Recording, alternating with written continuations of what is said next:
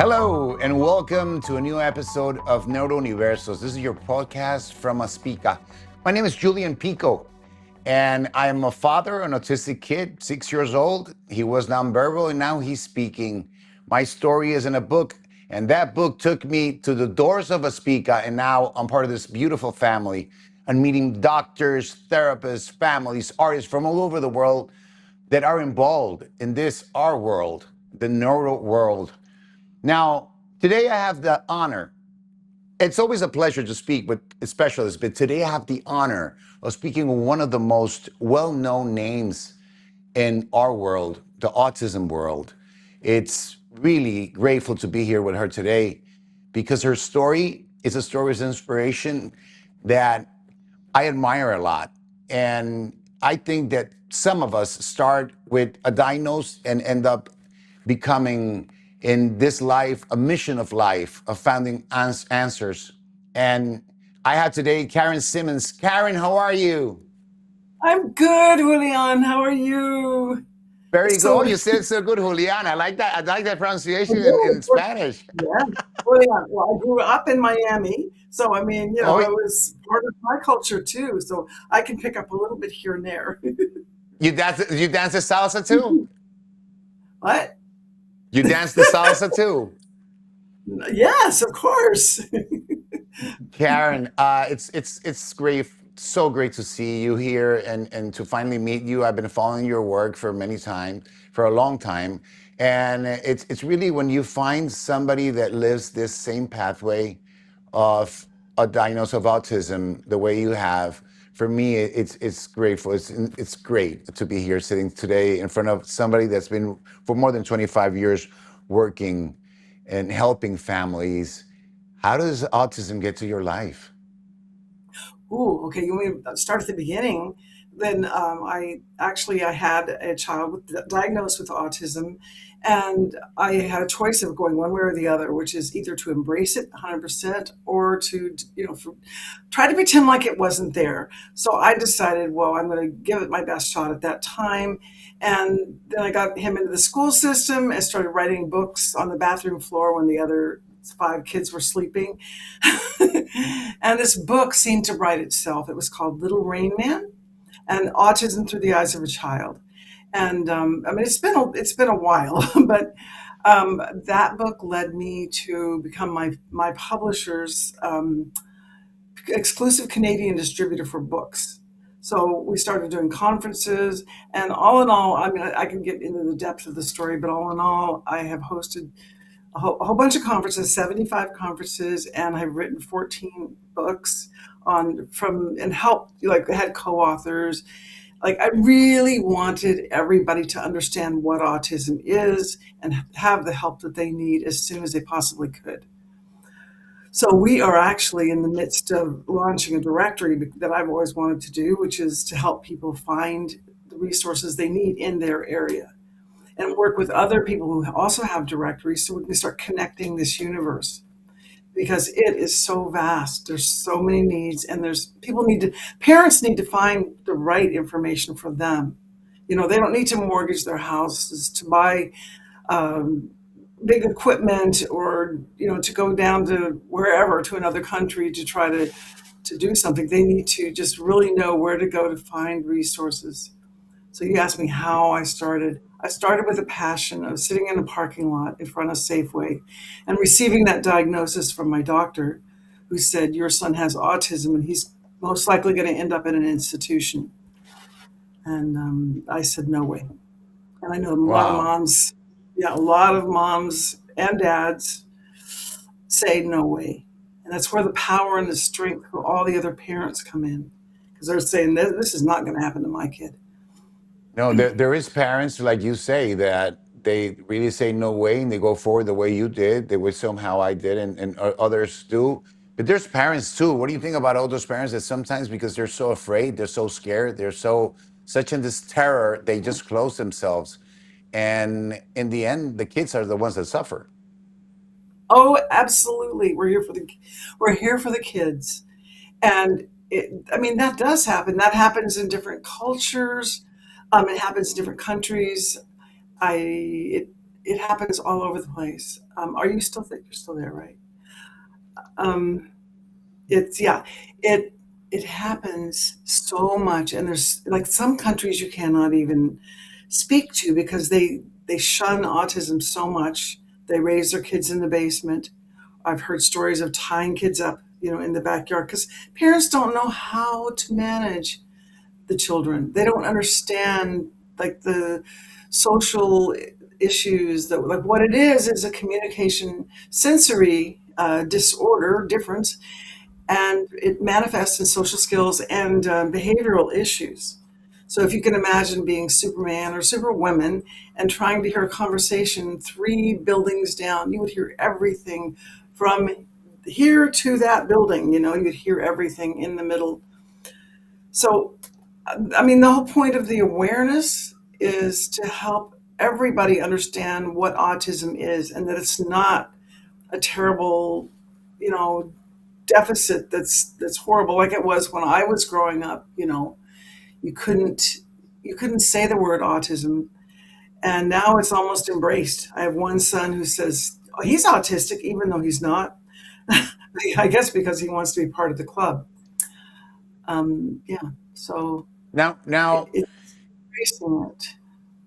a lot of people think and they see us like champions, like superheroes, because we take our kids forward, and it's not that easy. Nobody knows what happens behind the scenes. Now, you've been through this for a long time, but I really want to go back there because I just want to know a little more about the Karen before Autism Today, before all these books. What was that moment, or did you get to a point where you just were on the floor saying, I can't handle this, what's going to happen? And then you switch your head, or from the beginning you were positive and said, okay, let's go? Oh no, I was definitely adamant that there's no way my son was autistic. That's impossible. I just didn't believe that was even a possibility.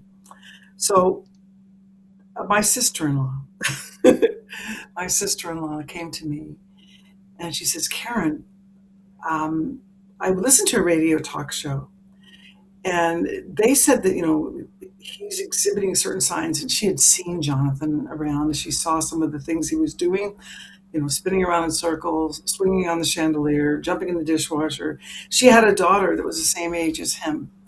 And she says, I think your son might have autism. So of course, I resisted that completely and went into my little girl mode of, well, maybe your daughter does too. It was like, it was so silly, back then thinking about it, like It's like name this. calling, You don't want to. Yes. You're like, now he's fine. My kid is fine. That's the Yep. way. That's the way it was. It happened to me too. It happened to me. Yep. I had 4-year-old. I get a 2.5 years old. I take Tonito to the doctor, and he says everything is okay. One of the top doctors in my country, in Ecuador. I say it with name and everything. And then, oh, he's fine. He'll be fine. And I knew something was not right, but you don't want to accept it. And then at 4.5, we go back to the doctor after he had an accident, broke his forehead, 90 stitches. I mean, it was really bad. And then in between that, you got the typical therapist. They're like, okay, did you give a pill to your kid? Or is he in medicine? And you're trying to get all this information in your head. And you're like, okay, so what do I do now? And it's not easy. Mhm. I don't want to imagine so many. How was this? 25, 30 years ago? How far was this for you? It was 1996. Don't make me add. 1996. Don't make me add. How much is that? I'm really bad. I've Oh, never. I don't know either. I don't know how many years. See, this is Long time almost ago. 20. Okay, so 20 Yeah, so it's plus about years ago. 40 years maybe 40. almost. It was a 40 long years ago. time ago. Okay. So And when 40 I wrote years my, ago, yeah, living when that diagnosed, it must have been hard. well, it really was because no, the moms didn't really want to have that much to do with me because I was a mom of a kid with autism, and boy, did he ever act strange in school, But I mean, we got to the point where they finally understood what was going on. But the hardest part was my husband at the time. He was in denial. And he was in denial until Jonathan turned 14. And he would invite him to, he'd say, Jonathan, let's go to work. And okay, they'd truck off to go to work, And later on, after he brought him home, he said, do you realize Jonathan sits in the back of the room and all he does is read?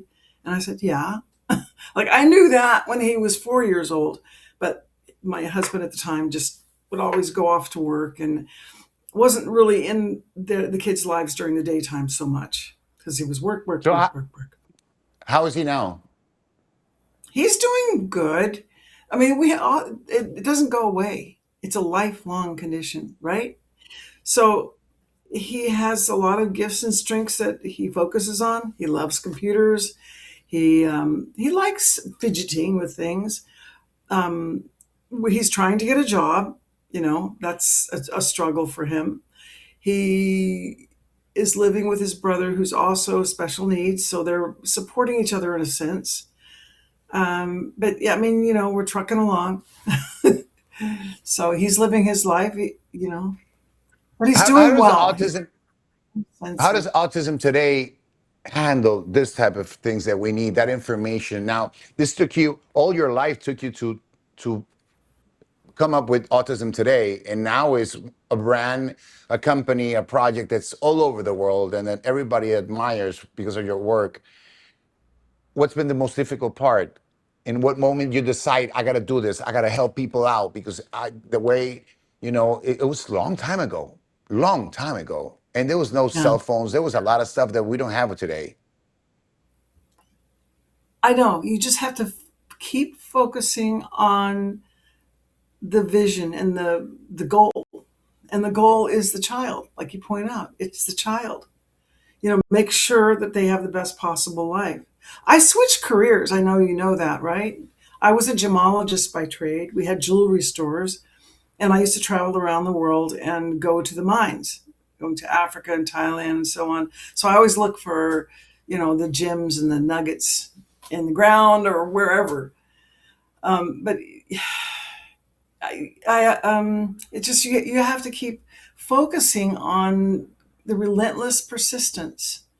You have to have that relentless persistence. And no matter what, you're going to make it happen. I'm still, I can't let this go. It's just too important. I want to do another event, another conference. It's love. Yeah. And I think everything, I always say this in every interview I have, because one of the most beautiful words my dad told me at one point in life is, love can handle and cure everything, Love, if you give love to these kids, if you dedicate yourself to giving love, and without love, you persist and you go forward, a lot of changes can happen with your kids. Karen, I'm so curious of knowing, what do you think? You just said something about nuggets. I want to know about the chicken nuggets, the French fries, and all the fried stuff that kids eat today. And before it was very different. What do you think about that in autism? Well, I think that for anybody, really, all that chicken nuggets and the fried food and the fats and all those things are not good. They're not good. So, I mean, we need to eat healthier, including myself. I'm not going to point the finger.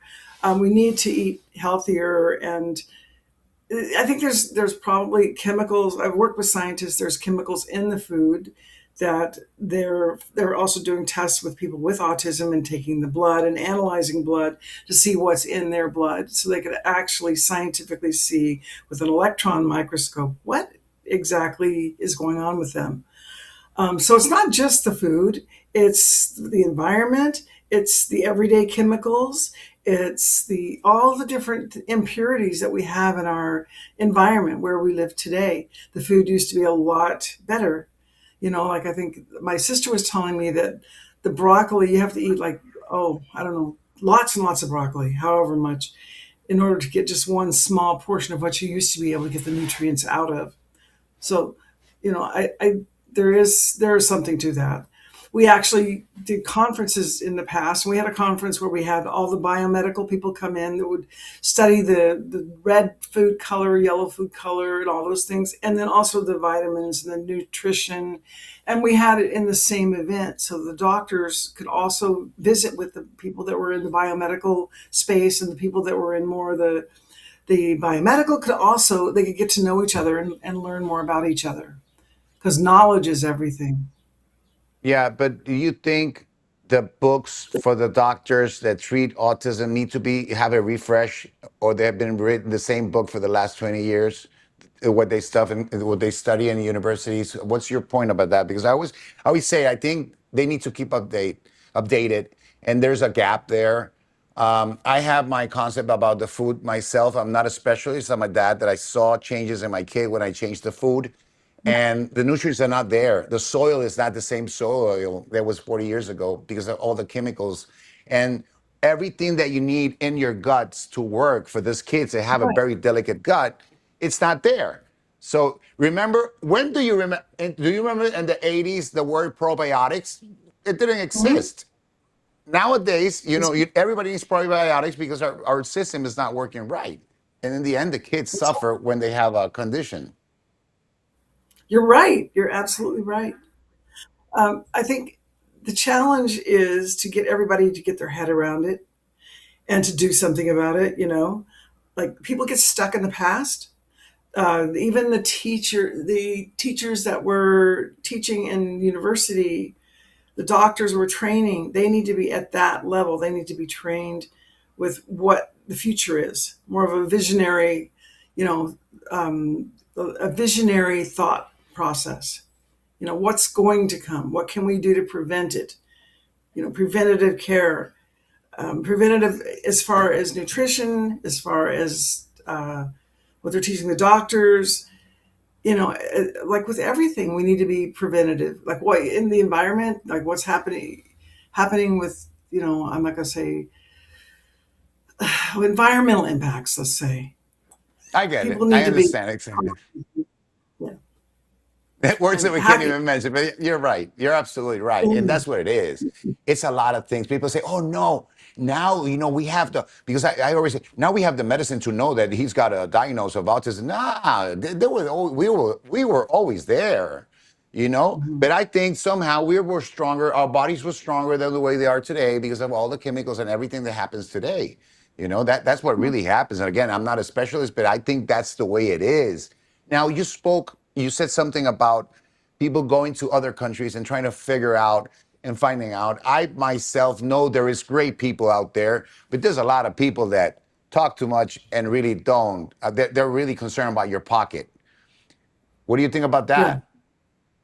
Well, actually, I'm talking to Deborah Rue, who is the founder of Billion Strong, and her mission is to reach, a billion people, and she's doing it, and she's in 139 countries. And she talks to me about how some countries you can go into and you can explain what's going on and provide resources. Other countries you have to be sensitive to their culture, and sometimes you can't say anything, and it's unfortunate because whether it's autism or neurodiversity or a disability, or whether it's a physical disability or whatever, you know people need to know that it's the love, it's the heart, it's who people are at their center. We're all human. We all deserve to be loved. We all deserve to be cared for, and regardless of anything. So, but yeah, there is a lot of fluctuation amongst the cultures, and even when you marry somebody from a different culture, a lot of times that can be a challenge. I know I married somebody who was Italian, and his mother. No, my son, he don't have autism. No, no, You got and to eat you pasta. know, Let's go eat pasta. They have a pizza. They look at the baby eat the little pizza. What's the pizza gonna do to the little baby? or she'd bring over the sugar and the salt when I first moved to Canada. I said, no, no, I don't want any sugar. I don't want any salt. She, I'm kidding. Come on, come on. She'd bring their little bag of candies for the kids. And what do you do? What do you do? Get Now, out yeah, of my house. I hear the whole time, and it is like that. There's a lot of difference between the flour in Italy than the flour you have here because the way the Mhm. process is different. I've heard stories about milk in Chile, in the Patagonia, all the way down there, where kids can drink milk without no problem. So it Right. depends a lot of the environment. There's so many things. This is such a wide thing. But you know what I think, Karen? The day everybody sits down, the best of the best sit down in a table and leave the egos aside, because I think in this world there's a lot of ego too, a lot of egos, and Oh yeah. between doctors and therapists and everybody's got the solution. Everybody's the prophet. It's like the messiah. Everybody's a messiah of the autism. That's the way I see it, and I speak because of the stories that I lived and the way I learned, and I met so many people on my way in this path until I got to ASPIKA, and now I get to sit down and talk with people that with personalities like you and like other doctors that know, and they're dedicated with the heart to doing this. But for a lot of people, it is a business, and your credit card's the only thing they're waiting for, and they don't care about your kids or your suffering or your nights without sleeping. What are No, you doing today for this? I'm not a scientist, I'm not a doctor, and I'm going to preface it by saying that my belief is autism is here in certain people, and we just help support them the best way that we can in becoming their personal best. And they To can the do new that. parents, Yeah. to the new parents, what would you say? Parents that just got here. Embrace the diagnosis, as a partnership. Like if you have a spouse, make sure you study and learn as much as you possibly can. And, just no matter what, no matter if somebody's telling you that they can do this or do that, make sure that you focus on what's important, which is the child, and their challenges. Each child is individual. Each person who has autism is different. Um, just try to focus on their strengths. Try to focus What on about what the they can. Hmm? I'm sorry, I interrupted you because of the delay. The society, the people that don't have an autistic family, a kid or neurodiverse kid in their family, Well, what the they world is need to starting. learn. Well, the world is starting to learn about autism more and more. I've seen that in my life because when Jonathan was first diagnosed, people would look at me, crazy, like when I said he had autism. They didn't know what it was. And in fact, when I did my first book, there was only 34 books on autism at the time, and there's thousands now. So the awareness is spreading. People are starting to understand, and more people are finding, oh yeah, my cousin has autism. My sister, I think her daughter has autism. And on and on and on. So in fact, in our foundation, what we do is we bring volunteers on. We have 60 volunteers that a lot of them, that's the very first question I ask them is, do you have anybody that you know that's on the spectrum? And then that way, where, how they feel. And, we bring people in that have autism and they have a lot of good skills. One thing, I can't do one thing. There's a multitude of things. Um, yeah. So it's what one thing. Never give up hope. Yeah, Always, maybe your child isn't talking for 3 years or 4 years. All of a sudden, they'll say their first word. yeah. All of a sudden, they start saying more and more words. And those words are like gold, when you hear that word, even more so when they're older. It's like, No, he's, it's incredible. yeah. The feeling is incredible. It's incredible. I cried the first time we were with my wife on a hammock on the beach, and they start just like talking like he has been talking all his life. And I still have a long way to go, but it was like A, apple, A, B, boy, blah, blah. Like, what happened to you, kid? And it was incredible. And all the stories I tell in my book too. I have a book, I have it here. Oh, It's called Autism: What Silence Couldn't Hide. This is in Spanish, the Spanish version. I haven't translated it yet, and I have it on Amazon. And that was a way of me of you know telling our story. And I think we have the responsibility, and you have such a long time doing this.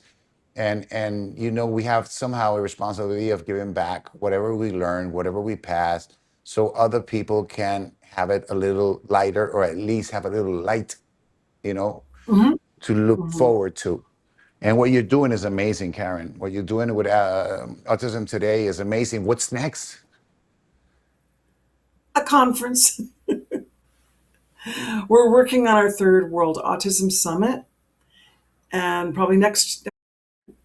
So I will, yeah, just keep checking back at autismtoday.com as it unfolds. It's like a present. I was talking to the organizer of it.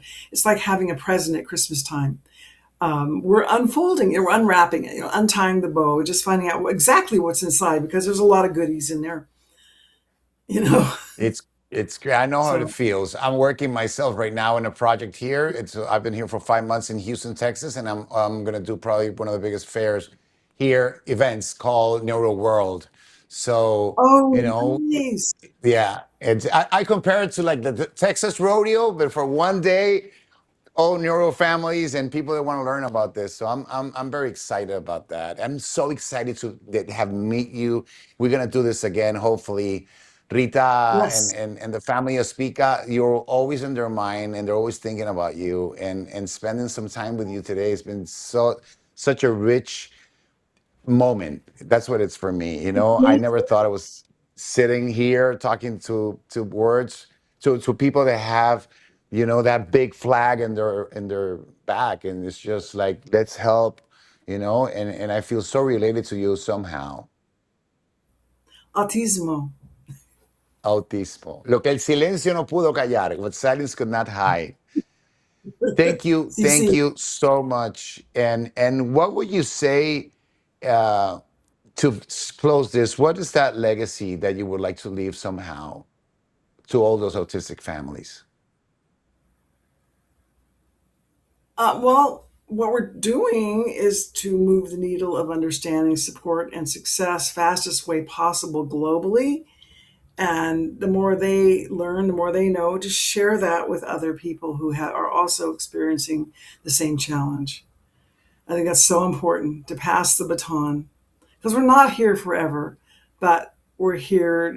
We want to help. We want people to find what they need and find it quickly and not struggle. And it's such an underserved market of people. And to end, I can't do one word, I'm told you.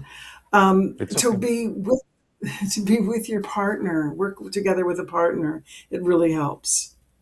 To be on the same page. Of course, you're not going to be on the same book, the same page. Will be in the same book.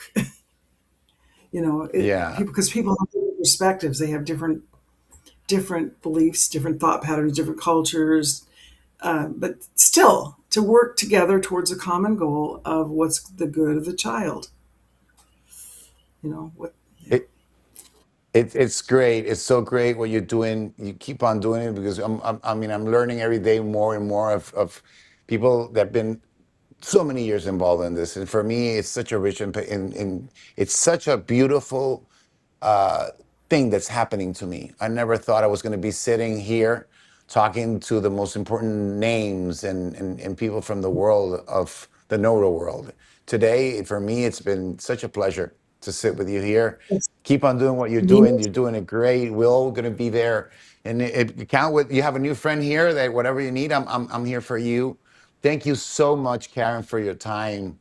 Any final words Thank for the people that are watching us? you. Guys are great. Thank you. Buy your book. Yes. And keep on keeping on. That's fantastic of what you're doing. I really respect it and I love what you're doing with ASPIKA. And yes, when is the conference? The Neuro Conference. November. No, hopefully November. I'll talk to Rita. You should come and visit us. It'll be great. Nice. That'd be great. And then you should come and Thank. visit us when we do ours. Okay. That's Canada with the line, and then the rest is Canada. Oh, no, no, no, no, no, no. It'll be in the US because we have US too. Because I'm a dual uh, citizen, Yeah. yeah, I no, I was saying I was remembering your joke about the line in Canada. I'd love to go to Canada. I've heard many stories about Yeah. Canada. I have some good friends that I met in Ecuador that live in Canada too. So thank you so much, Karen. Thank you Thank so much you. for your time. And receive a big hug from all the family of Aspika. Thank you. Thank I'll you. see you soon. Gracias. Gracias a Okay. ti. Gracias. Besos. Ciao. Ciao. Okay.